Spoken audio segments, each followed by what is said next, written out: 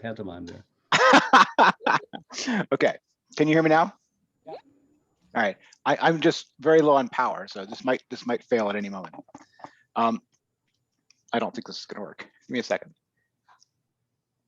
Okay. Yes. All right, sorry about that. We'll see how long this power can hold out. But I was mentioning for Craig, this book, if you're interested in it's just a pop book, but if I had to describe it, I would say someone wrote a trollop novel with magic in it from a slightly deeper New Age perspective than you might otherwise get. That's not a movie, is it? No, it's not Doctor Strange, but a Jonathan Strange. Anyway, just for amusement. I want to talk about what people ask, rather, questions about other things in Kierkegaard, other works of Kierkegaard, other things about him besides the work we read. If you have more general questions about Kierkegaard that we haven't gotten to. I just had a comment about the book itself. Okay, yep. Another thing I really loved, the last thing I want to say about how much I loved it, is I love his use of different words and then taking a word that, most people would think means something, and then he sort of redefines it and then parses out that definition and, Mhm. says the difference between what we might think of when we hear that word. The other thing is, Gabriel, with your head shape and your hairline and your hair, you actually kind of resemble Kierkegaard. Thank you. I'm going to take that as a compliment. Yeah. Tell him how you read it last night. By candlelight. Oh yeah, I read Kierkegaard by There's candlelight. there's actual Kierkegaard, right? Yes, I read it by candlelight because I wanted to get the feel of what it must have felt like for him to be writing it by candlelight. And the other thing is Pa made a funny quip after Joe said about green power. He's like, you can call it the virtue signal. The new virtue signal. I ran out of power because I'm so green.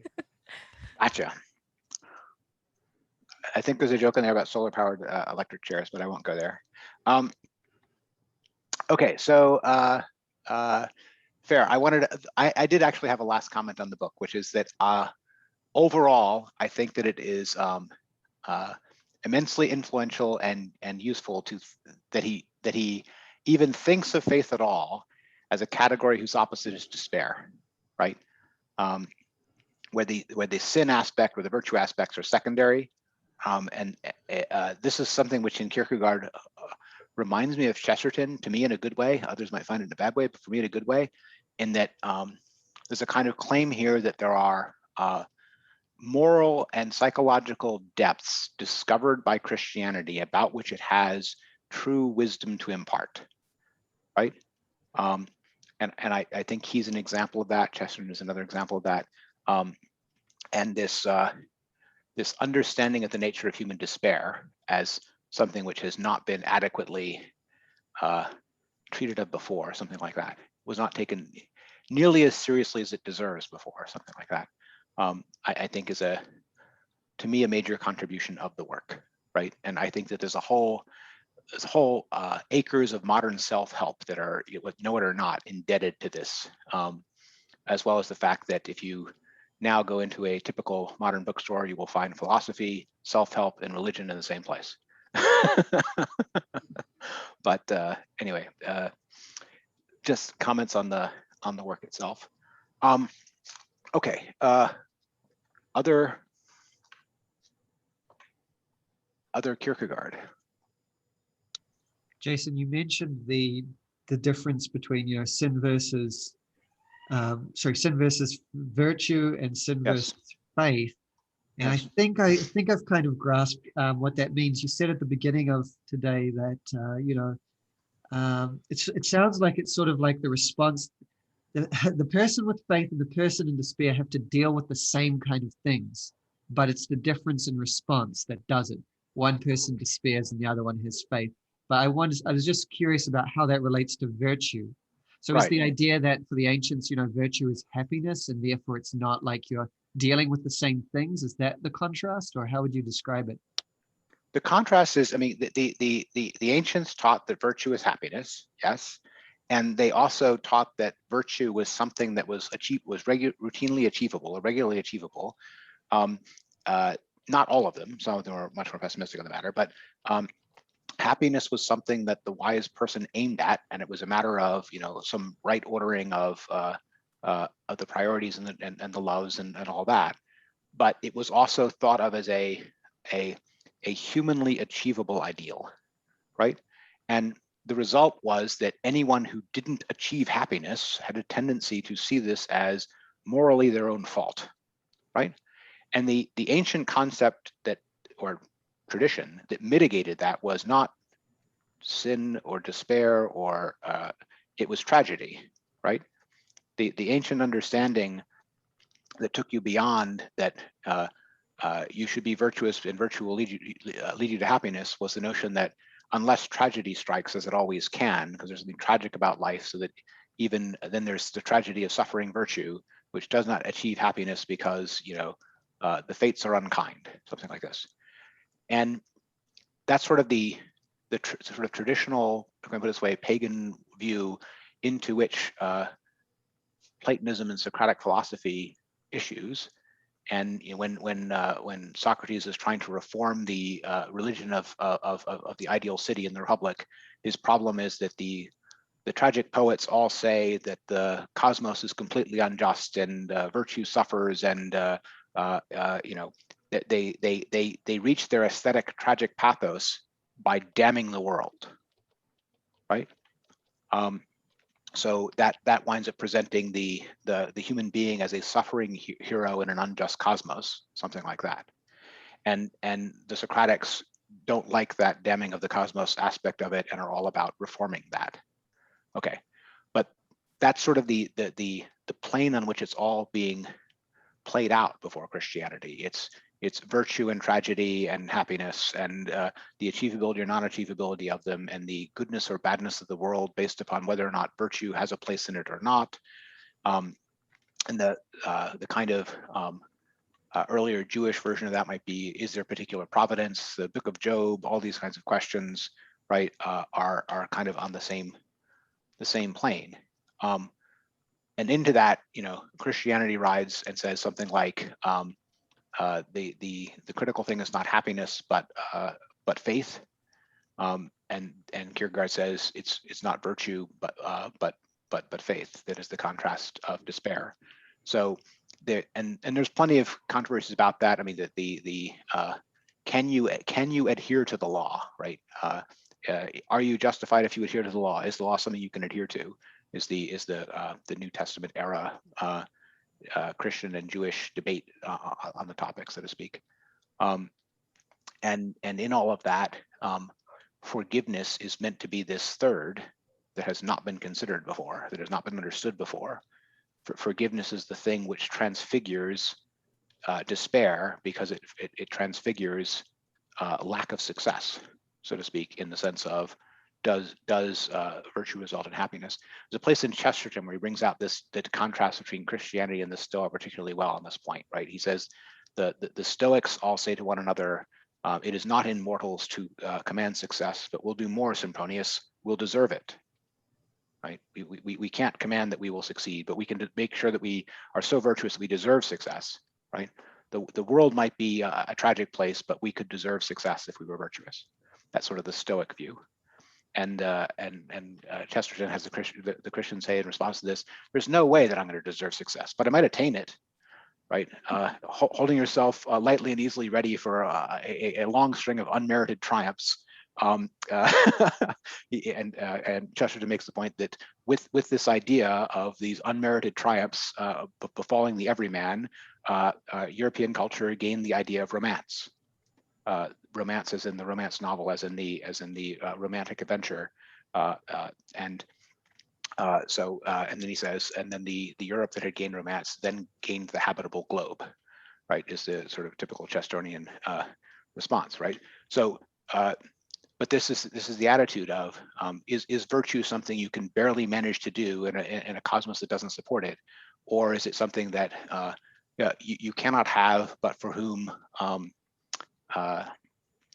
there is a substitute in forgiveness and grace, something like that.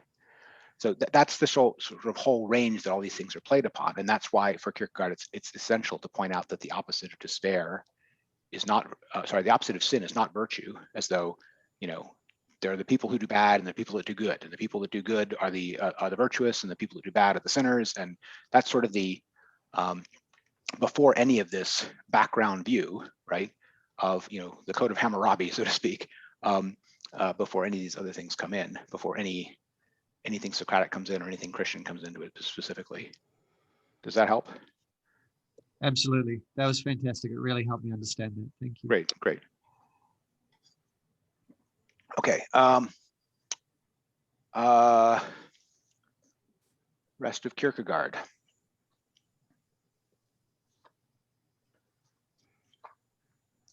If there's one Kierkegaard to read, well, there's two Kierkegaards to read besides this if you're interested in learning more. Either or is longer, but if you want to know the early Kierkegaard, and it's the most approachable Kierkegaard, if I can put it that way. And then Fear and Trembling, which is hard. It's as hard as this one, but it covers some of these leap of faith things. It covers some of these night of faith things, the night of sorrow, the night of faith.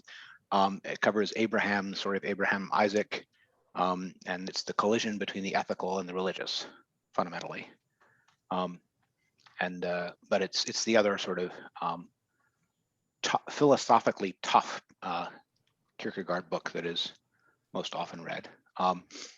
Purity of Heart is still one thing as well. It's got more devotional works of love, similarly more devotional. Works of love also has an autobiographical quality, though, kind of like Either Or. So it's a tenderer book, so to speak. And then there's two that are the more controversial. The earlier one was The Present Age, which is basically his complaint against the shallowness of his contemporaries, so to speak. And then the later one, all the essays collected under Attack on Christendom, these were things which he published in his own broadsheet in Copenhagen against the superficiality of the established Lutheran Church in Denmark of his time, basically, which is what he spent his last 4 or 5 years of writing doing. Anyway, that's just an overview of other works of Kierkegaard that you might want to read if this interested you in different directions.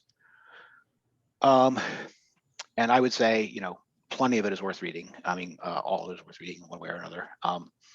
I think Fear and Trembling is probably the philosophically most influential of them, just because it's influenced so many later, especially existentialists. I would say Camus is probably the person who's most influenced by Fear and Trembling, if I had to name one person.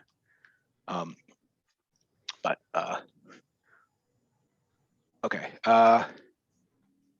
Questions on any of the Kierkegaard stuff beyond our text?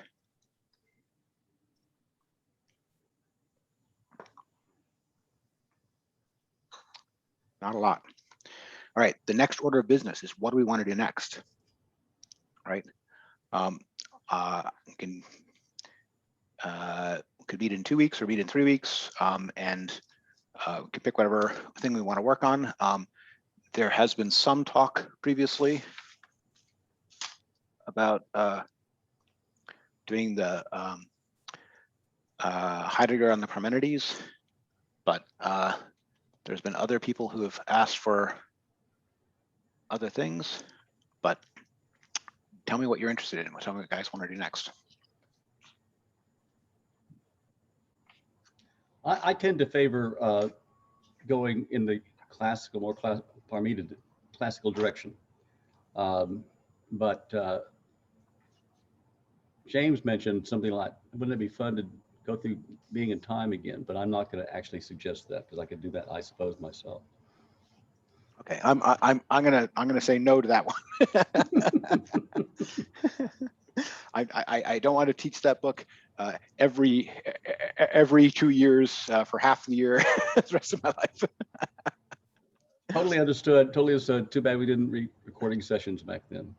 So I meant it more, and I would like to personally read it. I got you. Yeah. Just for me. I didn't mean for the group. I know that would be a daunting task. No. I was actually going to suggest more Kierkegaard. I'm almost afraid to read Either Or again because of how much differently perceive it I now? felt. Huh? How are you going to read it differently now? Yeah, I'm afraid because it's like I have such like now I feel so different about sickness unto death. Second time around, I'm afraid what that'll do to me. Um, but I'm also intrigued. I don't know. I should just let you guys make a decision because I mean, Either Or is a fun book. There's no question. It's a longer book than this. Significantly longer. It's an easier read in the sense that it's not nearly as philosophically dense. It's got lots more sort of fun literary conventions, playfulness to it.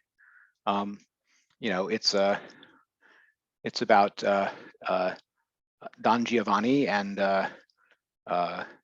Antigone, and there's lots of things in it which are just about things which are readily approachable cultural questions, if I can put it that way. You say that's the one that influenced Camus? No, that one that influenced Camus, I was talking about Fear and Trembling, which is the other like hard philosophical one, and at least as theological one. But I would read Untitled Chapter, absolutely, if people want more of this. The other one that I know, I don't know, no is the right word. We had mentioned before trying to get back into, when we started off on the Husserl stuff, I introduced it with Levinas because I thought Levinas was someone else we might want to go to. But not all that many people were interested in doing the Husserl part. So I don't know that it was the right thing to choose. But there's plenty of other Levinas. There's Humanism and the Other. His biggest book, Totality and Infinity. This is probably too hard, but if you want something as hard as Being in Time, this would do. There's a later one on, this is one I think Craig also brought up before, God, Death, and Time. It's a very good book. But this is probably the easiest of them to do of Levinas. But don't have to do Levinas. We talked about the Parmenides and the Sophist as possible Heidegger things. We don't have to go back to Heidegger. I got some of the Schiller that Gabriel said he was interested in talking about at some point. I don't know if other people are. This is a more theological take on existentialism. So thoughts or votes? Ariel. I had Either Or sounds interesting. Yep. Pa here suggested Chesterton. I have That's a some good idea. suggestions. Chesterton, yeah. I had suggestions. So I'm very a baby when it comes to philosophical works entirely. And I know I'm new, so I don't really have seniority. But my suggestion would be 12 Rules for Life, or a book that I came across I found interesting called The Taoism of Pooh. Which The Tao of Pooh. Okay. Yes. I'm going to say no to those two, but the Tao of Pooh has certain truth. I'm wondering, Jason, have you ever done sort of non-Western philosophy? Yes, but mostly I've done Taoism a little bit, and I've done lots and lots of what, I don't know if you may even count, I don't know if you count as Western. I've done all the Islamic guys. But that's pretty much it. I mean, I've read Confucius, but Confucius, Taoism, and the Islamic medievals, some of the more modern Near East and Indian, especially in the Muslim traditions. That's pretty much the stuff that I've read outside of the Western. I don't know how useful a lot of that is. I mean, it's hard to have enough expertise in it to know that you're getting it right. Let's put it that way. Can certainly have a take on it easily enough, but it's not obvious that I'm really getting it. Chesterton's not a crazy idea. There are two obvious books there. Well, there's more than two, but well, maybe three. But the obvious one would be Heretics. Heretics is his book about just his great contemporaries, so to speak. So it's a very light book in the sense that it's books of essays about other people of his time, like Kipling or George Bernard Shaw or H.G. Wells or whatever else, right? Who were sort of, in the public eye intellectuals and his own take on them. And it's a very approachable book. He also has another one called Orthodoxy, which is, his response to someone said, it's all very well that you tell us that these are the heretics, but what are you going to tell us they should be believing instead, right? And so he goes off and writes another book about that, which is called Orthodoxy. The thing about Chesterton, he's very witty, right? He's a comic wit. He could be a he could be a late night comic if he wanted to, in the modern era. But what are some of his other books? He has a book called The Everlasting Man, which is sort of his whole capsule history of the world, down to what he thinks is unique about Christianity in it. He has What is Wrong with the World, which is sort of more contemporary stuff. Contemporary, turn of the century, early 20th century. But of those, I think Heretics is probably the one to start with. There's also things where he wrote fiction. I mean, he wrote all of the Father Brown mysteries. Father Brown mysteries, exactly, and the Napoleon of Notting Hill, The Man Who Was Thursday, a bunch of these other things which are just fiction, right? Of which the Father Brown mysteries are the best ones, but they're also, too light for this group, I would say. Just read them on your own if you're interested in them. But Heretics is readable if people want that. There's, in a way, more weight in the Orthodoxy book than in the Heretics book, but I think they should be read in that order if you read them, because Heretics is definitely the one that's meant to be more approachable, and it also just has a wonderful intro section. The wonderful intro section is basically telling you that his objection to contemporary England at the time is that no one will tell you what they affirmatively believe to be true, right? Instead, they are all full of skepticism, right? They're pretending not to have an opinion on something. Because of course, what a man tells you is his opinion, or is not his view, right? But it's a very good intro. It's just taking apart the pose of not having an opinion, which and his point in the book is that if you look at what actually people pay attention to and like, you'll find that all of these people may have some artistic sense, and that's what they're applauded for, but they also have a definite view, right? They'll say, no one has any business reading Kipling if he's not a politician and an imperialist politician, right? If you think you understand George Bernard Shaw as a playwright or a novelist, but you don't understand him as a socialist, then you don't understand George Bernard Shaw, right?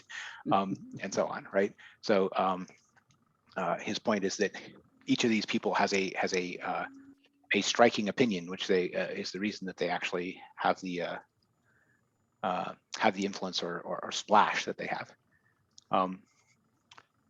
But so if I would do a Chesterton, I'd probably start with that one. It's lighter than what we've been doing before. Either or would also be lighter in a way, but I don't think that would be awful on either one. So far, I vote for Chesterton. Okay. Gabriel? Oh, I've read Orthodoxy a number of times, and it's Okay. brilliant. But I haven't read Heretics, so that could be Okay. interesting. Okay.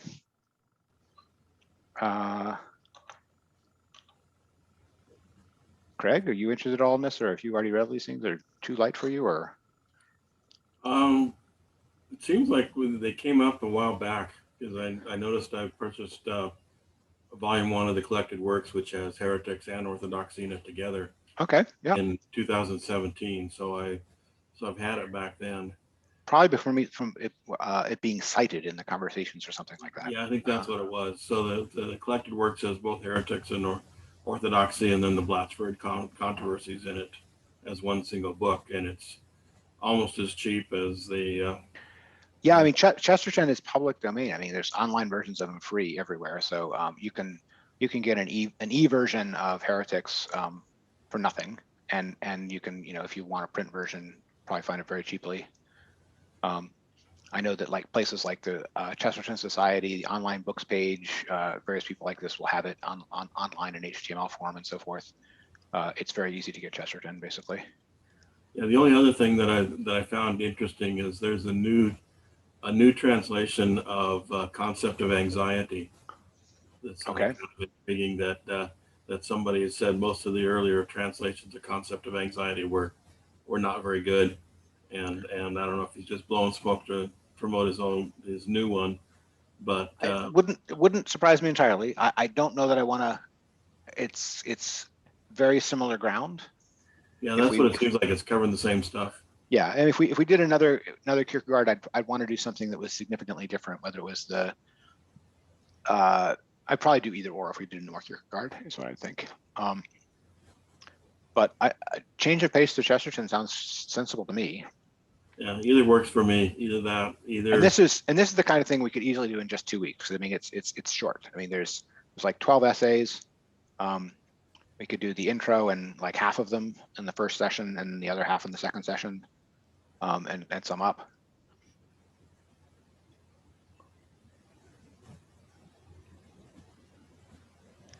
Sounds like we're going with Chesterton. Yeah. Go ahead, say what you want. Yes, Either or no? sounds interesting to me, but I'll go for Chesterton too. Okay. Yeah, and he's like, Jason's made a good point. It's a shorter work, Chesterton, and Yeah. Maybe either or since it's longer, is maybe we could do something later. But it might not mix well, like later in the year because we'll have something light, then maybe something deep. Yeah, you're a little faint, Jim, but I think I heard you. Yes, okay. Project Gutenberg has it for free, for example. I have to read the beginning of it to you because I just love this, right? So nothing is more strangely indicates an enormous and silent evil of modern society than the extraordinary use which is nowadays made of the word orthodox. He says, basically people these days try to be heretics instead of trying to be orthodox. Orthodox is used as a term of abuse, and heretic is used as a term of praise, right? And he says that this is the farthest thing, right?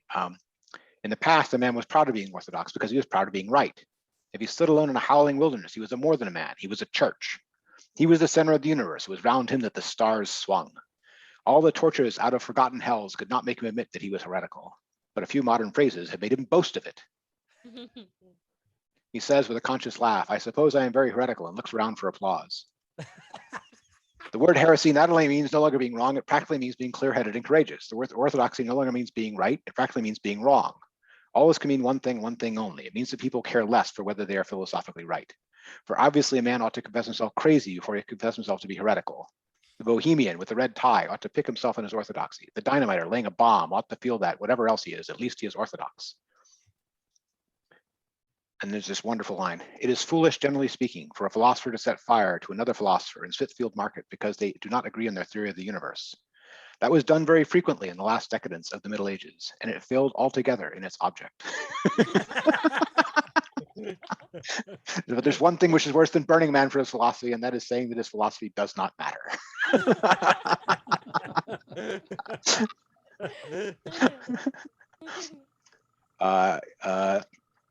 Yes, so yes. Mr. Bernard Shaw has put the view in a perfect epigram. The golden rule is that there is no golden rule.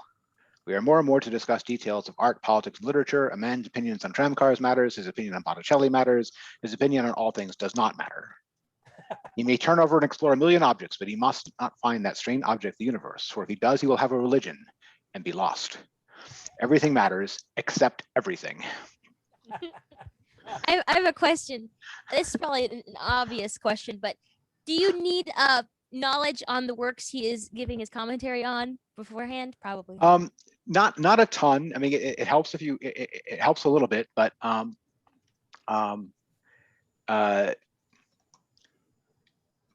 many of them you won't. Some of them people have only even heard of these days because Chesterton chose to roast them in this book, right? And don't make no mistake, every single person makes it to this book only if he's roasting, right? But although some get some praise along the way, but others you will have heard of, like H.G. Wells, right? Bernard Shaw, Rudyard Kipling, and others will be things which are so I can put it this way. So obvious that you don't have to have an opinion on the author. He's talking about Christmas, right? Whatever. He's talking about something which is so common that you will know what he's talking about.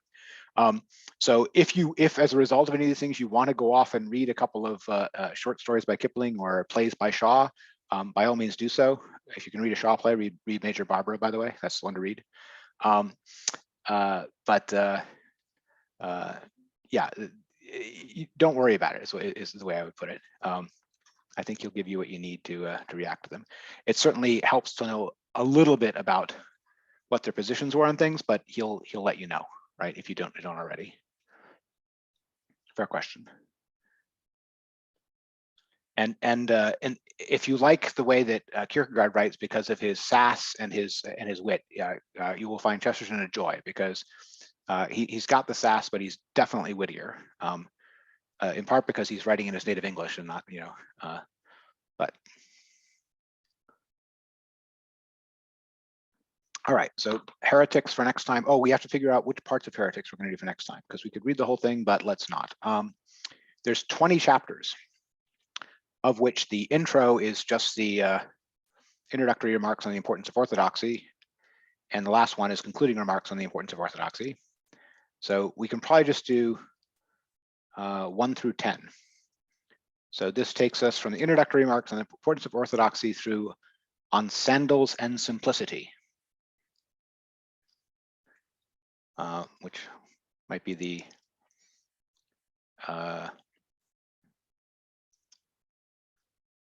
yes, okay. I mean, some of these things are like 4 paragraphs long. I mean, if you want to read the whole thing, feel free to, but we'll do at least the first 10. Can we do that on the second then, you're saying? Yes, that would be the idea for the All right. second, because this is short. Yeah, because the 9th is Mother's Day. The 9th is Mother's Day, fair point. And then the 30th, is it the last Sunday or the 4th Sunday, Craig, that you guys meet?